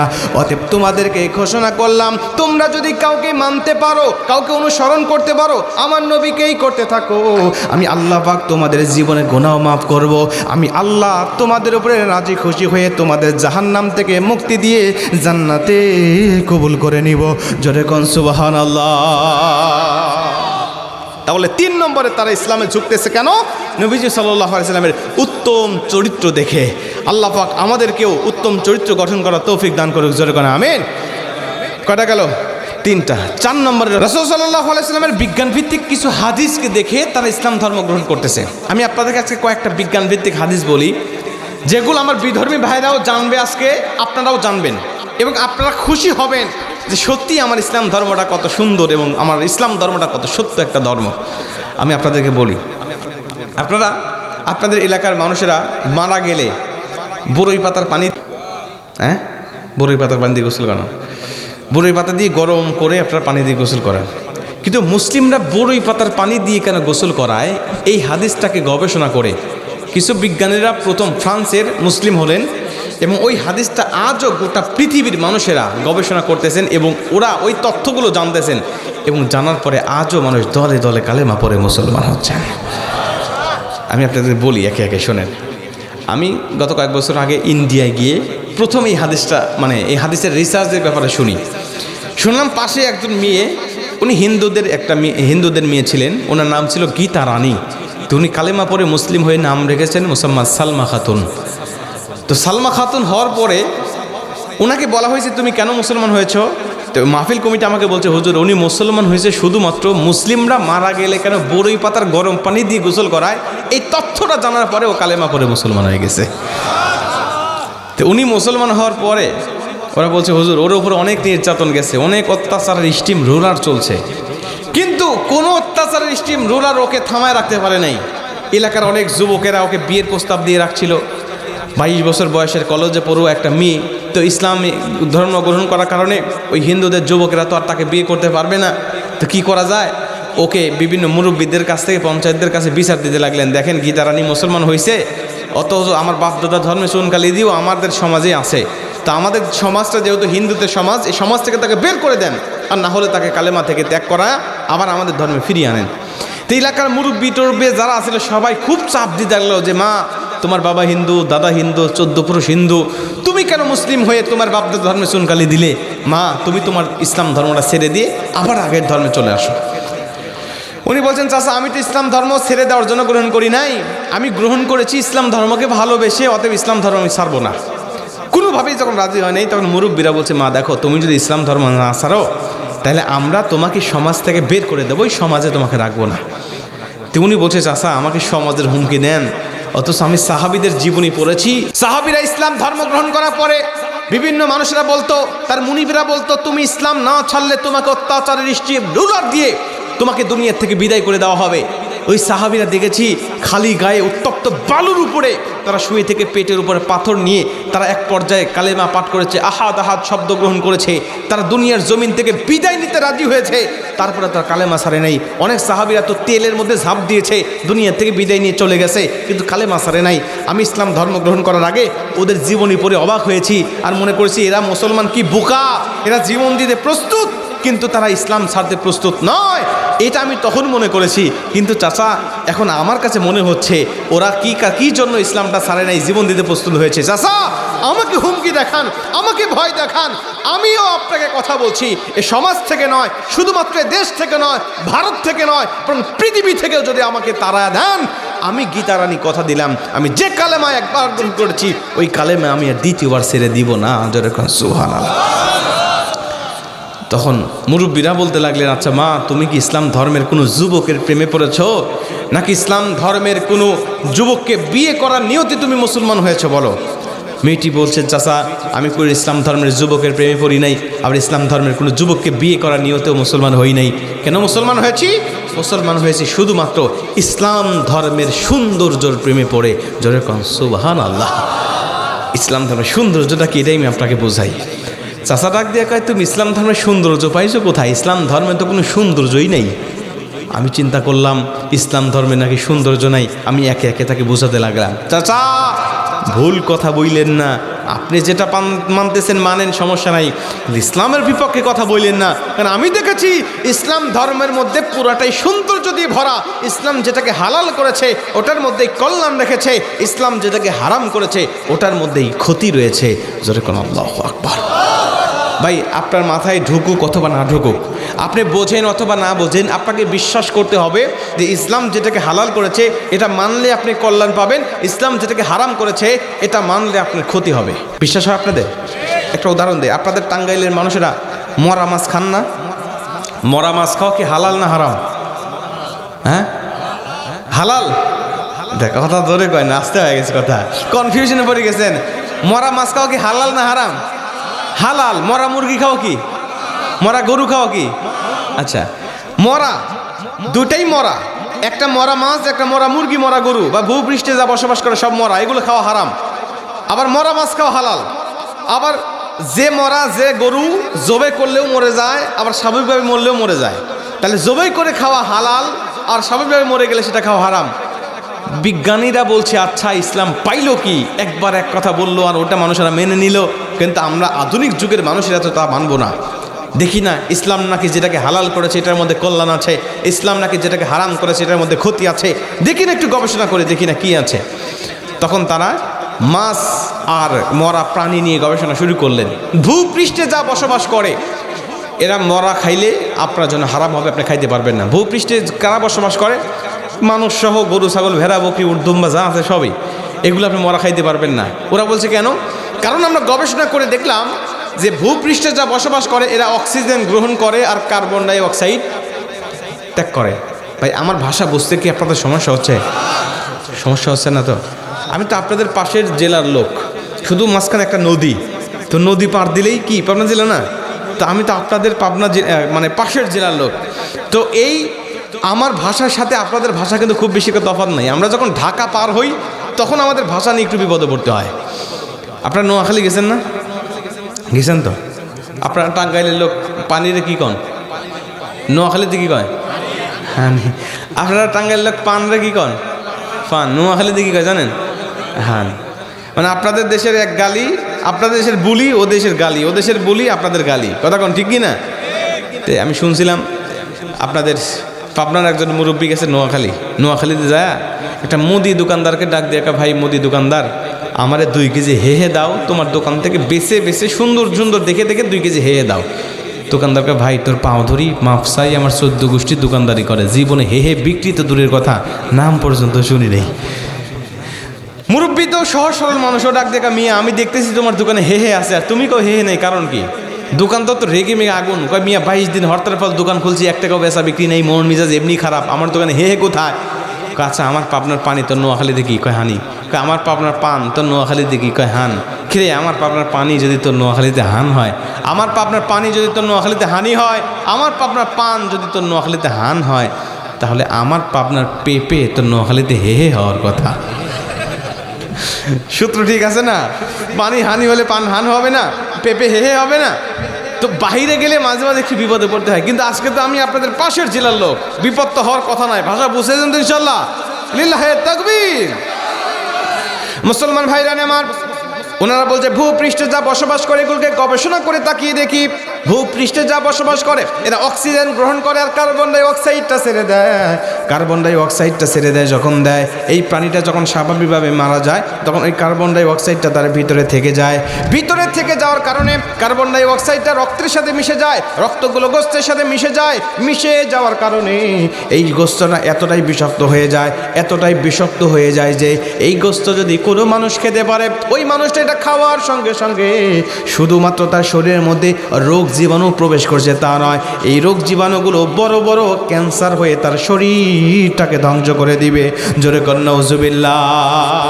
উনি বলছেন এজন্য ইসলাম মরা প্রাণীটাকে হারাম করে দিয়েছে খাওয়া, কিন্তু যখন মুসলমানদের তরিকা অনুযায়ী এটাকে জবেহ করে দেওয়া হয়, রগগুলো যখন কেটে যায়, রগগুলো কেটে যাওয়ার কারণে এই রগগুলোর মধ্য থেকে সব রক্তগুলো বের হয়ে চলে আসে, রক্তের সাথে কার্বন ডাই অক্সাইডটাও বের হয়ে চলে যায়, যার ফলে তার শরীরে কোনো কার্বন ডাই অক্সাইড থাকে না, রক্তগুলো থাকে না, যার কারণে ওই গোস্তটা খাওয়া নিরাপদ হয়ে যায়, ওটা খাওয়ার কোনো সমস্যা হয় না।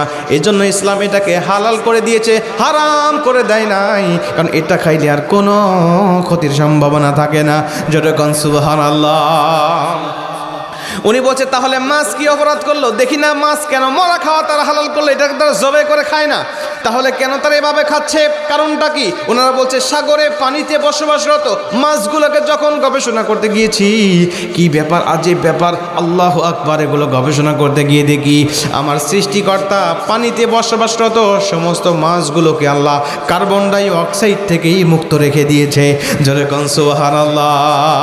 বিনিময়ে এগুলো মরা খাইলেও কোনো ক্ষতি হয় না, জীবিত খাইলেও কোনো ক্ষতি হয় না। এই জন্য ইসলাম এটাকে হারাম করে দেয় নাই, এটাকে হালাল করে দিয়েছে, তোমরা খাও। ইসলাম ধর্মের যেটা হালাল ওটার মধ্যে কল্যাণ, ইসলাম ধর্মের যেটা হারাম ওটার মধ্যেই ক্ষতি রয়েছে।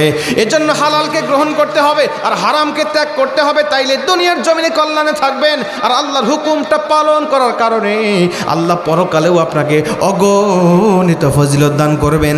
জোরে কোন সুবহানাল্লাহ। ওই গীতা রানী ডাক দিয়ে বলছে, চাচাজি ইসলাম ধর্মের সব সৌন্দর্য আমি দেখেছি, ইসলাম ধর্মে কোনো ভুল আমার চোখের সামনে ধরা পড়ে নাই। অবশেষে মানুষ মারা গেলে কেন বড়ই পাতার পানি দিয়ে গোসল করানো হয়, এই তত্ত্বটা জানার পরে আমি কালেমা পরে মুসলমান হয়ে গেছি। চাচা ডাক দেয়া বলেন, মা তুমি আমাকে বলো তো দেখি কি হয়, কেন তারা গোসল করায় তুমি বলো দেখি, যদি আমারও ভালো লাগে আমি না হয় ইসলাম নিয়ে একটু চিন্তা ভাবনা করা শুরু করে দেব। উনি বলছেন, চাচা তাহলে শোনেন, আমার মা যখন দুনিয়ার জমিন থেকে বিদায় নিয়ে চলে গেল, আমি চলে গেলাম আমার মাকে পুরানো দেখার জন্য। আমি আপনাদের কাছে অনুরোধ করছি, যদি কোনো বিধর্মী ভাইরা থাকেন, আমার এই কথায় আপনারা কষ্ট পায়েন না, কারণ এটা আমার কথা নয়, আমি জাস্ট একটা ঘটনা শুধু আপনাদেরকে বর্ণনা করতেছি। আমি আপনাদের ধর্মের বিরুদ্ধে কোনো কথা বলার নিয়ত নাই, প্রয়োজনও নাই, আমি আপনাদের পক্ষেই কথা বলবো, কিন্তু জাস্ট একটা ঘটনা যেটা ঘটেছে সেটাই শুধু বলার চেষ্টা করছি। উনি বলছেন, চাচা আমার মা যখন মারা গেল, আমার মাকে নিয়ে যাওয়া হলো শ্মশানে পোড়ানোর জন্য।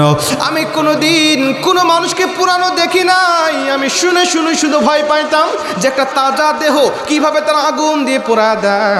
আমি যখন চলে গিয়েছি, চাচা শোনেন, আমি যাওয়ার পরে তাকিয়ে দেখি আমার মাকে নিচে খড়ি, উপরে খড়ি দিয়ে শুধু আমার মুখখানা বের করে রাখা হয়েছে। আমি আমার মায়ের মুখের দিকে তাকিয়ে চক্ষু দিয়ে দরদর করে পানি ফেলতেছি। হারে আমার মা চিরদিনের মতো আমাকে এতিম করে চলে গেল, আমার মা আমাকে এতিম করে চলে গেল। আমি মনে হয় আর কোনোদিন মাকে মা বলে রাখতে পারবো না। বিভিন্ন স্মৃতিগুলো যখন আমার মনে পড়তেছিল, তখন আমি চক্ষু দিয়ে দর তর করে পানি পড়তেছে। আমার কোনো ভাই নাই, আমার কোনো চাচা নাই, আমার কোনো আত্মীয় স্বজন নাই, একমাত্র আমি মেয়েই আছি। উনি বলছেন শোনেন, আমার দাদার আমার বাবাও ছিল এক সন্তান, আমিও আমার বাবার এক সন্তান, এক মেয়ে, আমার অন্য কোনো আত্মীয় নাই। আমার মা যখন মারা গিয়েছে নাকি আমাকেই আগুন দিয়ে আমার মাকে পোড়ায় দিতে হবে। আমার ঠাকুর এসে আমার হাতে একটা আগুনের মশাল দিয়ে ডাক দেয়া গায়, মা এটা তুমি হাতে নাও, তোমার মায়ের মুখটা তুমি পোড়ায় দাও। উনি বলছেন চাচা যখন আমার মায়ের মুখটা আমাকে পুড়িয়ে দেওয়ার কথা যখন বলেছে, আমি ডাক দিয়া বললাম চাচা এটা আমার পক্ষে কখনোই সম্ভব হবে না, আমি পারবো না আমার মাকে আগুন দিয়ে পোড়ায় দিতে, পারবো না আমি মেয়ে হয়ে আমার মায়ের মুখে মুখ আগুন দিতে। উনি বলছেন আমি বারবার নিষেধ করলাম, বারবার বাধা দিতে থাকলাম, কিন্তু আমাকে ডাক দেয়া বললেন তুমি যদি তোমার মায়ের মুখে আগুন না দাও তোমার মা কিন্তু নরকে যাবে, স্বর্গ পাবে না। উনি বলছেন চাচা যখন আমাকে নরক আর স্বর্গের কথা বলেছে তখন আমি নিজের ইচ্ছার বিরুদ্ধে আমার মায়ের মুখে আগুনটা ধরা দিয়েছি। আমি ডাক দিয়া বলতে লাগলাম চাচা যে আমার জন্য আমার মা নরকে যাবে, আমার জন্য মা জাহান্নামে যাবে, এটা আমি মেয়ে হয়ে কখনো সহ্য করতে পারবো না।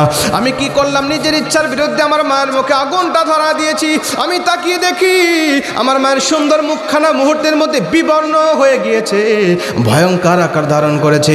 যে মায়ের চেহারার দিকে তাকালে আমার কলিজাটা শান্তি পেত, যে মা আমাকে 10টা মাস 10টা দিন পেটে রেখেছিল, যে মা 2টা বছর আমাকে বুকের দুগ্ধ পান করিয়েছিল, 22টা বছর আমাকে বুকে আগলে ধরে বড় করেছিল, ওই মায়ের ভয়ঙ্কর চেহারা দেখে আজকে আমি মুহূর্তের মধ্যেই ভয় পেতেছি। আমি ডাক দিয়ে বলতে থাকলাম চাচা এই ভয়ঙ্কর দৃশ্য আমি আর দেখতে পারবো না।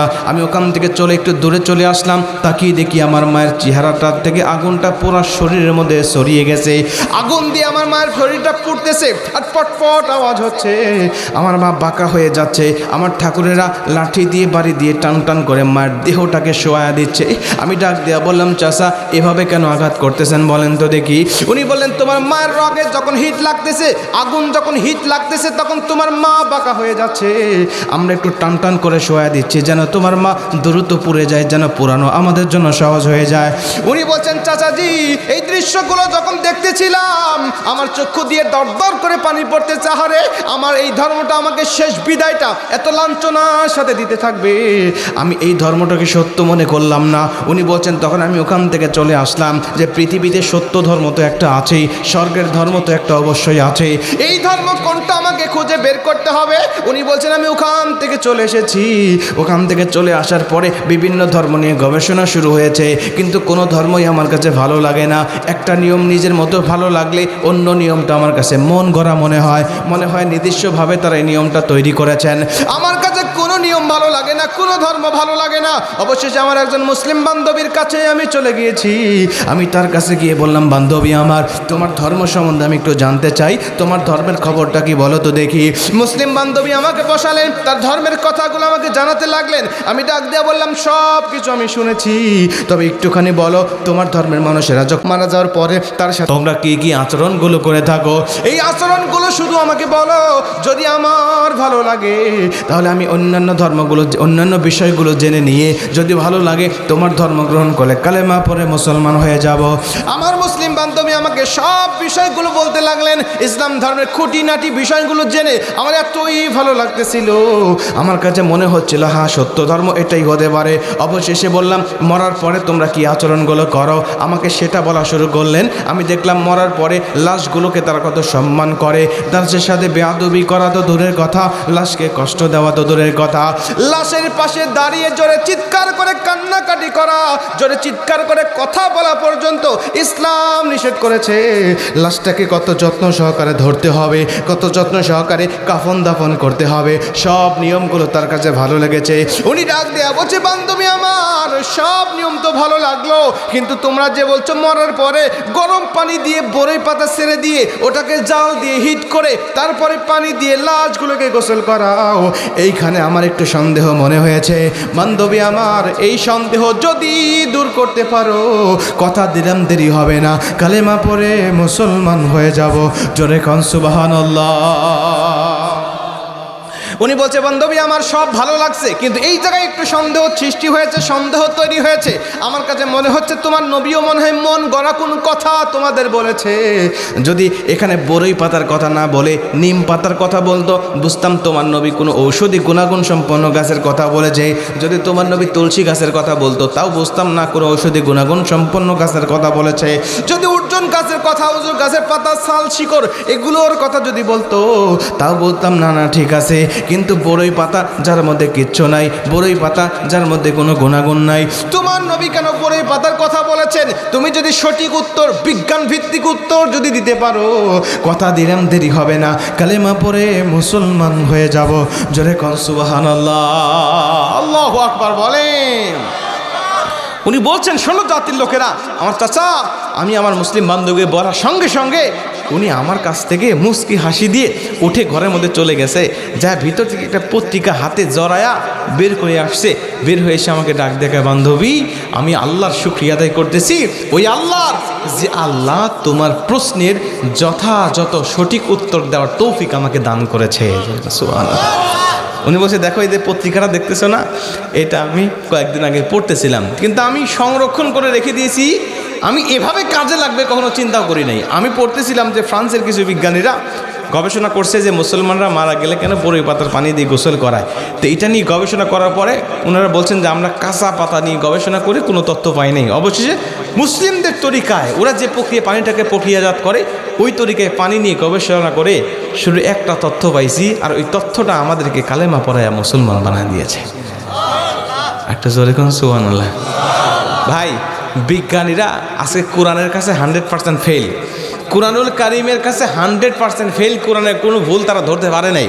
আপনারা জানেন 2020 সাল পর্যন্ত তারা বলেছিল যে কুরআনুল কারীমের 80% গবেষণা করেছি, আমাদের কাছে ভুল প্রমাণ হয় নাই, বাকি 20% গবেষণা করা বাকি আছে, গবেষণা করলে হয়তো বা ভুল পাবো। কিন্তু 2025 সালে এসেও তারা ঘোষণা দিল, না আমরা কুরআনুল কারীম একেবারে সূরা ফাতিহা থেকে নাস পর্যন্ত গবেষণা করে দেখেছি, কুরআনুল কারীমের ভুল তো দূরের কথা, কুরআনুল কারীমের একটা নক্তার পর্যন্ত আমরা অমিল খুঁজে পাই নাই। যেরকম সুবহানাল্লাহ।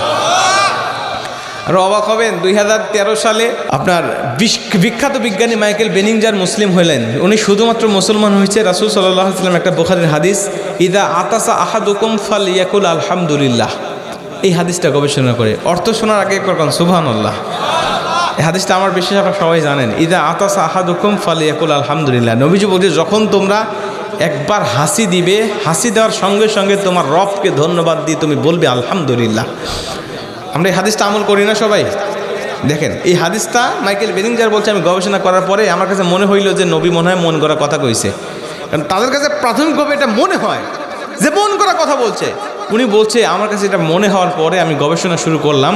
উনি বলছে, বিশ্বাস করো 3টা বছর আমি ব্যয় করেছি শুধুমাত্র এই হাদিসের পিছনে, হাসির পিছনে।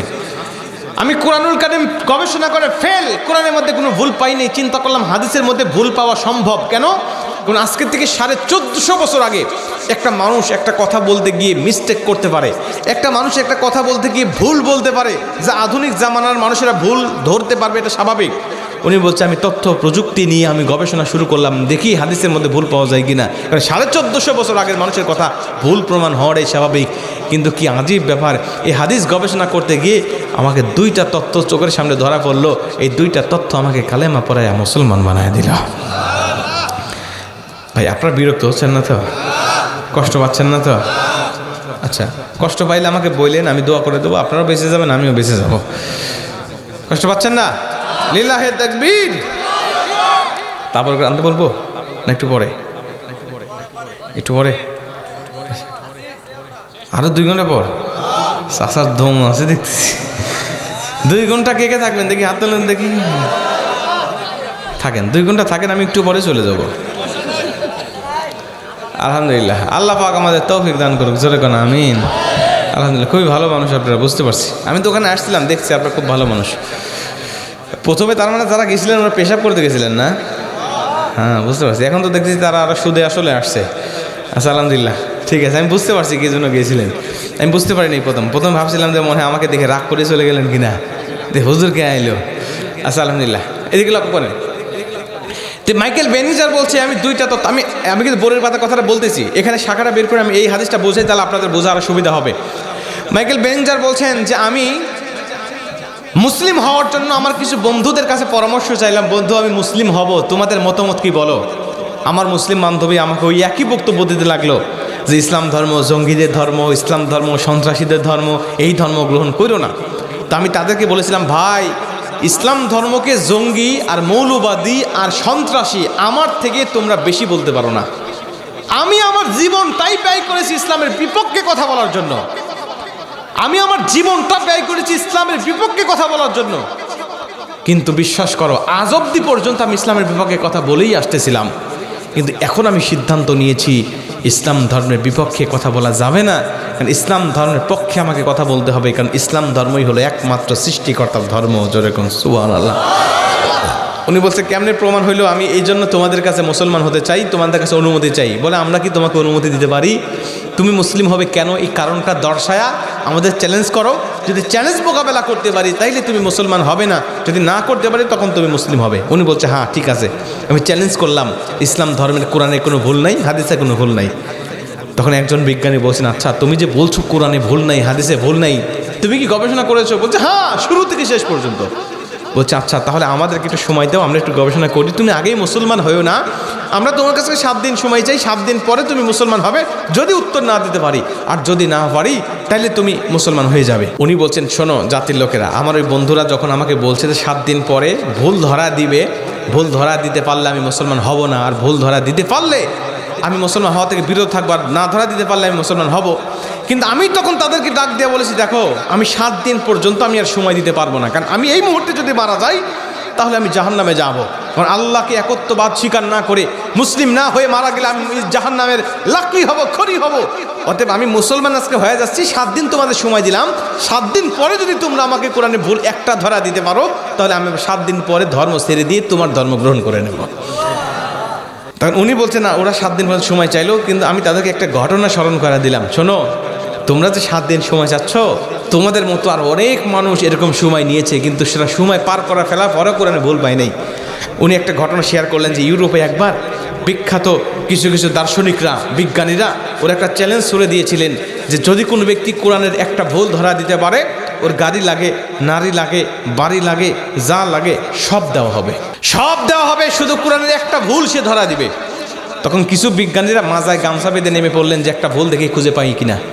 তখন একজন বিজ্ঞানী খুঁজতে খুঁজতে কুরআনুল কারীমের সূরাতুন নামলের 18 নম্বর আয়াত পেয়ে গেল। সূরা নামলের 18 নম্বর আয়াত পাওয়ার পরে ও তো লাফানো শুরু করছে, আমি কোরআনে ভুল পাইছি, আমি কোরআনে ভুল পাইছি। তো বিজ্ঞানের লিডার ডাক দিয়ে বলছেন, আচ্ছা তুমি কোরআনে ভুল পাইছো, কি ভুল বলো তো দেখি।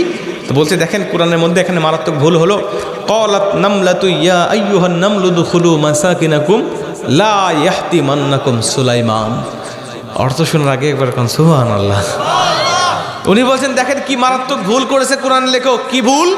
বলে যে কুরআনুল কারীমের মধ্যে আল্লাহ বলছেন, কোরআনের লেখক বলছেন যে ক্বালাত নামলাতু ইয়া আইয়ুহান নামলু দুখুলু মাসাকিনাকুম লা ইয়াহতিমান্নাকুম সুলাইমান। অর্থ হলো পিপিলিকার দলের সর্দার পিপিলিকাগুলোকে ডাক দিয়ে বলতেছেন, হে পিপিলিকার দল তোমরা সবাই গর্তের মধ্যে প্রবেশ করো। কেন? এখন সুলাইমান নবী এবং তার সেনাবাহিনী এই উপত্যকায় উপস্থিত হচ্ছে, যদি তাদের অজ্ঞাত তোমাদের পিঠের উপরে পড়ে তাহলে লা ইয়াহতিমান্নাকুম সুলাইমান, তোমরা তো ভেঙ্গে টুকরা টুকরা হয়ে যাবে, তোমরা তো গুঁড়া গুঁড়া হয়ে যাবে, তোমরা তো খান খান হয়ে যাবে, এই জন্য তোমরা আগেই গর্তের মধ্যে প্রবেশ করো। ভাই বলেন তো আয়াতের অর্থটা ভালো নাকি মন্দ?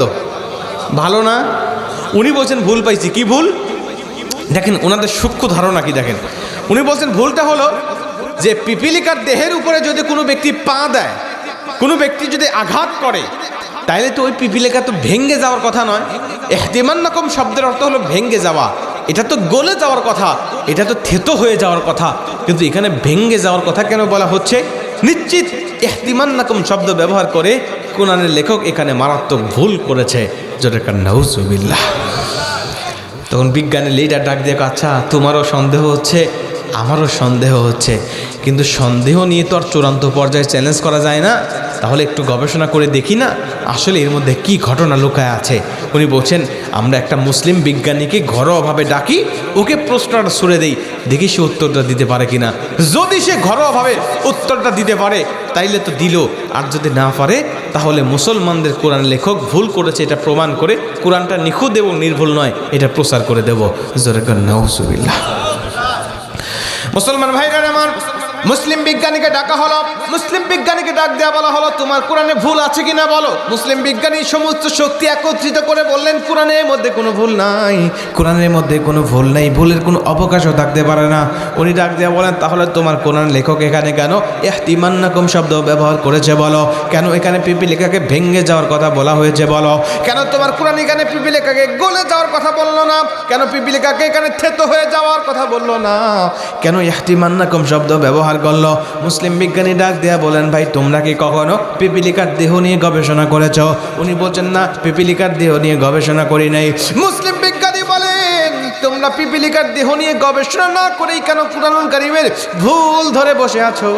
তোমরা আগে পিপিলিকার দেহ নিয়ে গবেষণা করে দেখো কেন আল্লাহ পাক পিপিলিকাকে ভেঙে যাওয়ার কথা বলেছেন, আল্লাহ পাক পিপিলিকাকে কেমন করে সৃষ্টি করেছেন আগে তার দেহ সম্পর্কে তোমরা জানো। শোনো, অস্ট্রেলিয়ার বিশ্ববিদ্যালয়ের প্রাণী বিভাগের অধ্যাপক তিনি পিপিলিকার উপর একটা বই তিনি লিখেছেন, পিপিলিকার দেহটাকে গবেষণা করে লম্বা মোটা একটা বই তিনি লিখেছেন। উনি ঘোষণা করেছেন পিপিলিকা এমন একটা প্রাণী পৃথিবীর জমিনে সৃষ্টিকর্তা যত মাখলুকাত সৃষ্টি করেছেন তার মধ্যে পিপিলিকা হলো এমন একটা প্রাণী যাকে সৃষ্টিকর্তা ভিন্ন আকৃতি দিয়ে, ভিন্ন বৈশিষ্ট্য দিয়ে, ভিন্ন উপাদান দিয়ে তিনি সৃষ্টি করেছেন। উনি বলছেন পিপিলিকার সহ সমস্ত পৃথিবীতে যত প্রাণী আছে পিপিলিকা বাদে সব প্রাণীগুলোকে আল্লাহ পাক বেশিরভাগ পানি দিয়ে সৃষ্টি করেছেন। আমাদের শরীরের 70% শুধুমাত্র পানি থাকে, সমস্ত জীব জানোয়ারের শরীরের মধ্যে 70 থেকে 80% শুধু পানি, আর পানি দিয়ে আল্লাহ পাক সৃষ্টি করেছেন। কিন্তু পিপিলিকা এমন একটা জীব, পিপিলিকা এমন একটা সৃষ্টি, মহান সৃষ্টিকর্তা ওই পিপিলিকার দেহের 75% শুধুমাত্র গ্লাস ফাইবার তথা কাঁচ দিয়ে সৃষ্টি করেছেন। জোরে গণ সুবহানাল্লাহ। ওই বিজ্ঞানী বলছে আমাদের দেহের চামড়া থাকে নরম রক্ত মাংস দিয়ে তৈরি করা নরম সফট একটা চামড়া, কিন্তু পিপিলিকার দেহের যে বাহ্যিক চামড়াটা আল্লাহ দিয়েছেন, বাহ্যিক আবরণটা আল্লাহ পাক দিয়েছেন, এটা কোনো চামড়ার নয়, এটা কোনো সফট কোনো রক্ত মাংস দিয়ে তৈরি করা নয়, বরং পিপিলিকার বাহ্যিক চামড়াটা, পিপিলিকার বাহ্যিক আবরণটা আমার আল্লাহ পাক 100% গ্লাস ফাইবার তথা কাঁচ দিয়ে মুড়িয়ে রেখেছেন।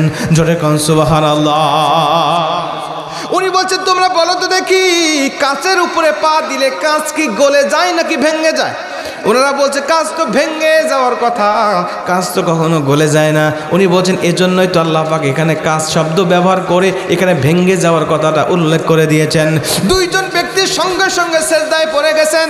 উনি ডাক দিয়ে বলেন রে মুসলিম বিজ্ঞানী, ছোট্টবেলা থেকে কুরআনুল কারীমের ভুল ধরতে ধরতে আমরা বারবার কুরআনুল কারীমের কাছে আঘাত খেয়েছি, বারবার অন্তরের মধ্যে বিশাল বড় বড় আঘাত পেয়েছি। শুনে নাও, আমি কুরআনুল কারীমের ভুল ধরার তালেই ছিলাম, কিন্তু আজকে যে চমৎকার উত্তরটা তুমি দিয়েছো এতে আমার চোখের সামনে প্রমাণ হয়ে গেল ইসলাম ধর্মের এই কুরআনুল কারীমের মধ্যে যে বক্তব্যটা এসেছে আমার কাছে বিশ্বাস হয়ে গেল এই পিপিলিকাকে সৃষ্টি করেছেন যিনি, এই কুরআন লিখেছেন তিনি, কুরআন লিখেছেন যিনি, পিপিলিকাকে সৃষ্টি করেছেন তিনি। কারণ আজকের থেকে 1450 বছর আগে কুরআন নাজিল হয়েছে। ওই জামানায় পিপিলিকাকে গবেষণা করার মতো কোনো যন্ত্রপাতি ছিল না। তার মানে কোরআনের মধ্যে কেন কাঁচের কথা উল্লেখ হলো, কেন ভেঙে যাওয়ার কথা উল্লেখ হয়ে গেল? তার মানে পিপিলিকাকে গবেষণা ছাড়াই যিনি সৃষ্টি করেছেন তিনি কোরআনের মধ্যে বক্তব্য দিয়েছেন। অতএব এই কুরআনুল কারীম যদি সৃষ্টিকর্তার কিতাব হয় তাহলে এই কোরআন যে ধর্মের কথা বলছে ইন্নাদ দীনা ইনদাল্লাহিল ইসলাম, ওই ইসলাম ধর্মটাই সত্য ধর্ম।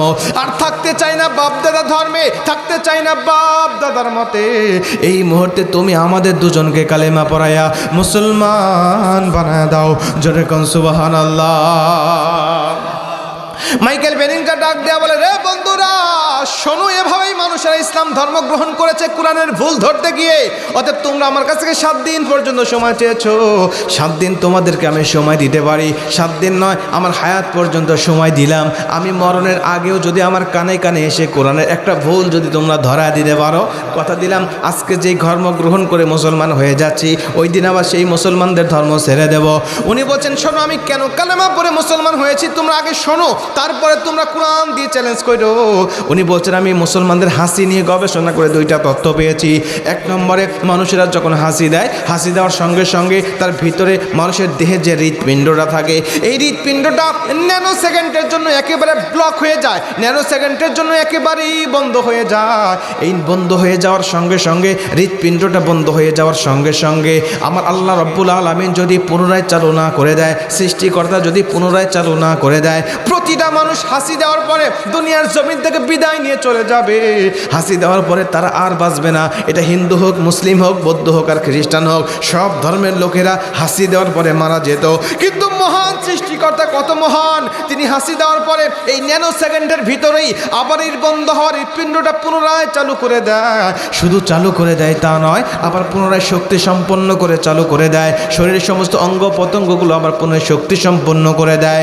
যেই সৃষ্টিকর্তা মানুষগুলোর মৃত্যুর হাত থেকে তাকে বাঁচা দিল। আর 2 নম্বরে, ওই মানুষেরা হাসি দেওয়ার সঙ্গে সঙ্গে তার মুখের মধ্য থেকে, তার দেহের মধ্য থেকে প্রায় 3500 রোগ জীবাণু একই সাথে বের হয়ে যায়।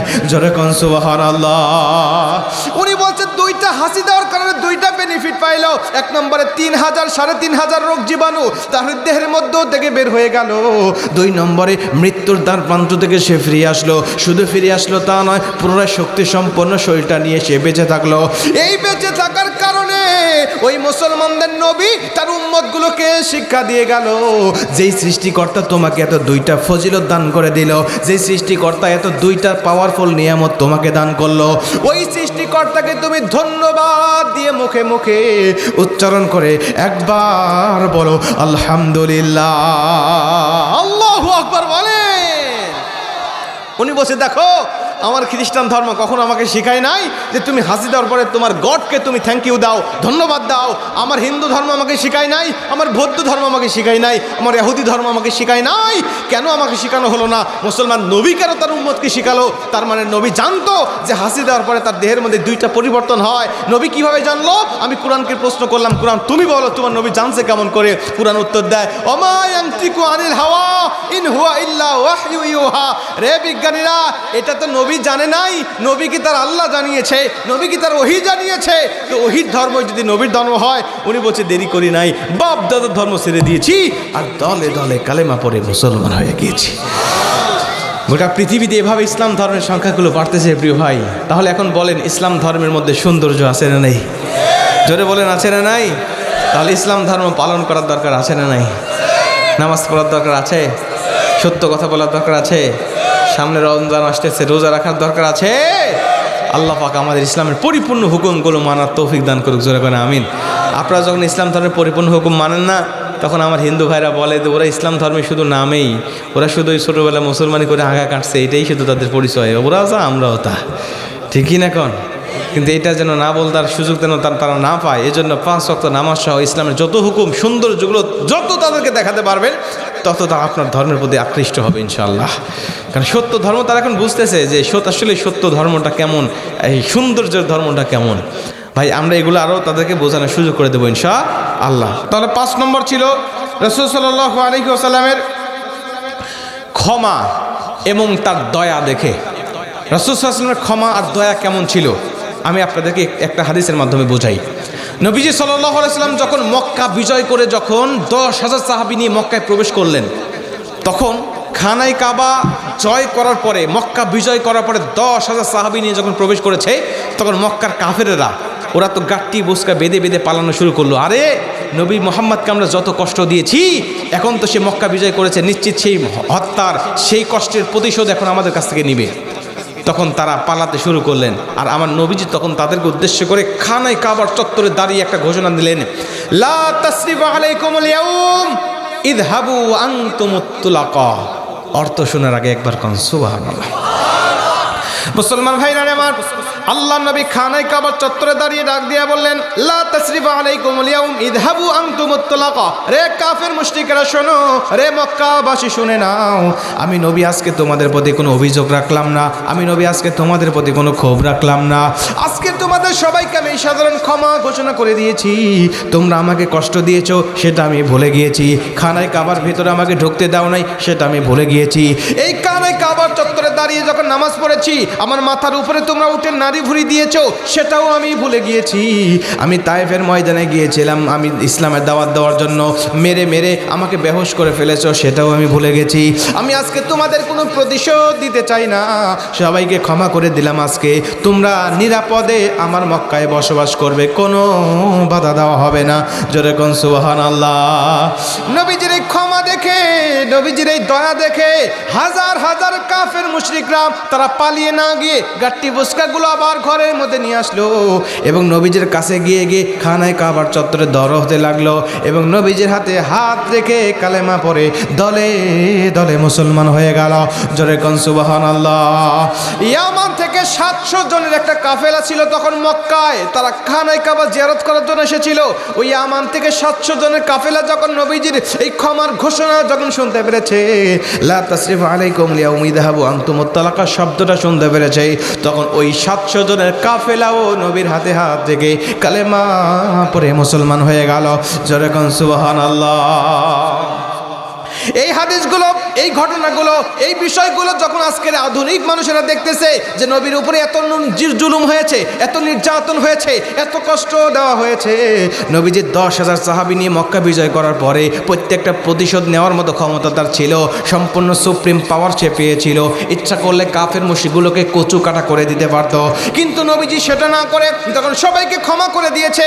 তার মানে এটা সাধারণ কোনো মানুষের কোনো নিদর্শন নয়, সাধারণ কোনো মানুষের কোনো গুণাবলী নয়, নিশ্চিত এটা নবীদের গুণাবলী। অতএব উনি নিশ্চিত নবী ছিলেন, এটা সত্য কথা।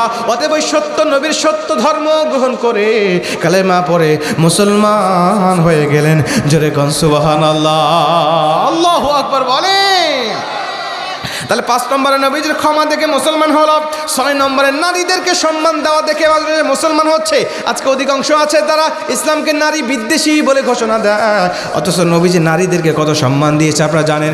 জাহিলি যুগে নারীদের কোনো সম্মান ছিল না, জীবিত মেয়ে জন্মগ্রহণ করলে ওই জীবিত মেয়েকে তারা দাফন করে দিত, ওই জীবিত মেয়েকে তারা রাখতো না। অথচ নবীজি আসার পরে মেয়েগুলোকে কত সুন্দর প্রথা দিয়ে দিলেন। আগে জানতেন যে আপনার সতীদাহ প্রথা ছিল, অর্থাৎ কোনো স্বামী মারা গেলে ওই বিধবা স্ত্রীকেও স্বামীর সাথে চিতার আগুনে পুড়িয়ে তাদেরকে ভস্ম করা হতো। নবীজি সে বিধানটাও তুলে দিলেন। নবীজি সাল্লাল্লাহু আলাইহি ওয়াসাল্লাম নারীদেরকে কত সম্মান দিলেন। নারীরা মেয়ে হিসাবে সম্মান পায়, নারীরা স্ত্রী হিসাবে সম্মান পায়, নারীরা মা হিসাবে সম্মান পায়। আল্লাহ নবী প্রত্যেকটা নারীকে এত সম্মান দিয়েছেন। আল্লাহ নবী সব সম্মানগুলো নারীদেরকে দেওয়ার কারণে আজকের অধিকাংশ আধুনিক মানুষেরা দেখতেছে এই নারীর কোনো সম্মান ছিল না, কিন্তু যেই নবী নারীদেরকে এত সম্মান দিয়েছে, নিশ্চিত ওই নবী কখনো মিথ্যা ধর্ম প্রচার করতে পারে না, ওই নবী সত্য ধর্ম প্রচার করেছেন। এজন্য নারীদেরকে সম্মান দেওয়া দেখে অনেক মানুষ কালেমা পড়ে মুসলমান হয়ে যাচ্ছে। জোরে কোন সুবহানাল্লাহ। 7 নম্বরে রাসূল সাল্লাল্লাহু আলাইহি সাল্লামকে নিয়ে অপপ্রচার করতে গিয়ে, রাসূল সাল্লাল্লাহু আলাইহি সাল্লামের অপপ্রচার করতে গিয়ে যে বিভিন্ন বিষয়গুলো তারা দেখতে পারতেছেন, ওই অপপ্রচারগুলো দেখতে গিয়ে, প্রচার করতে গিয়ে তারা কালেমা পড়ে মুসলমান হচ্ছে।